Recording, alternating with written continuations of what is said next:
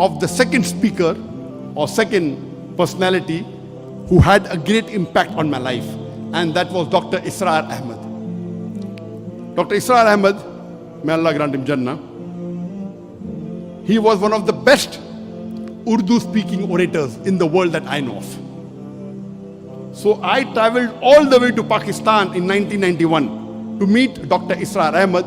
He was a medical doctor. He wasn't trained in any Islamic institute or Islamic university. He was a medical doctor inspired by Maududi, Jamaat Islami, went to Tabligh Jamaat, they started his own organization, Tanzimul Islam. I went to Lahore to meet him. And I was shocked at his simplicity. The command that he has over the Quran. He also speaks in English, but mainly in Urdu. And I was impressed by it. So I purchased all his video cassettes and added to the video cassette library. And to cut the story short, I learned many things from him. I'll just mention two important things I learned. Number one, he told me that I told about my background. I'm a medical doctor. I've just passed. And in 1991, I finished my medical studies and I was doing my internship when we started the organization. In 1991, in 1990, I finished my medical studies. For 1 year, there was internship. And during internship, I had more time, so we started the organization. So I told him, I've just finished my medical studies. I would like to become a surgeon, do my MS, and I'm interested in Dawah. So he told me, son, you have to choose between the two. Either you choose your medical practice or Dawah. I, being a medical doctor, I practiced for 7 years and tried to do both. I could not. If you want to specialize, choose between the two one thing. Then, after his guidance, I chose to become a Dai. The second thing I learned from him was, he told me that if you want to become a Dai, see to it that you make your personal needs the minimum. I said, why? He said, if you make your personal need the minimum with the least amount of monthly requirement, you can speak the truth more easily. You won't have to depend on anyone. You won't have to depend on please someone who's paying your salary.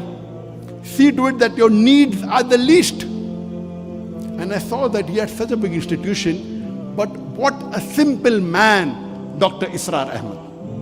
May Allah grant him Jannah. And this thing, that not to spend excessively, was one of the cornerstone of my success.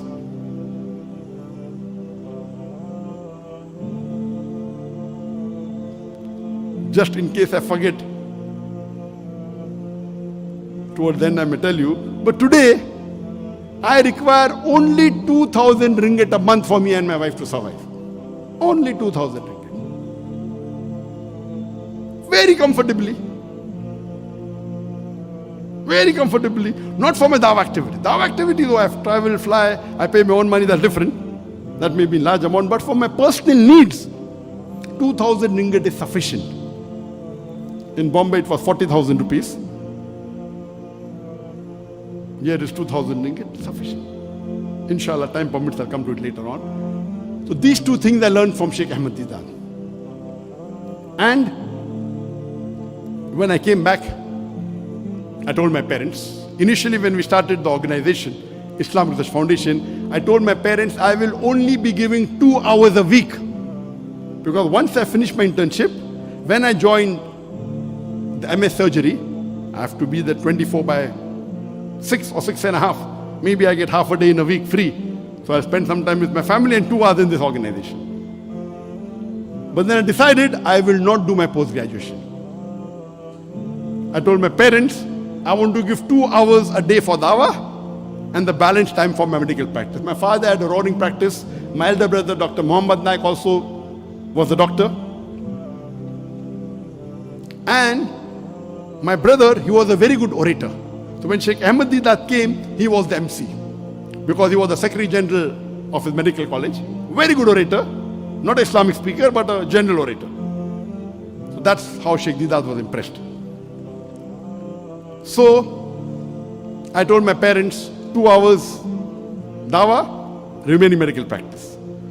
After a couple of months, I said 50% dawah, 50% medical practice. They said no problem. Then I said 2 hours medical practice, remaining dawah. They said no problem. Then after maybe a year or so, I said full-time dawah. They said no problem.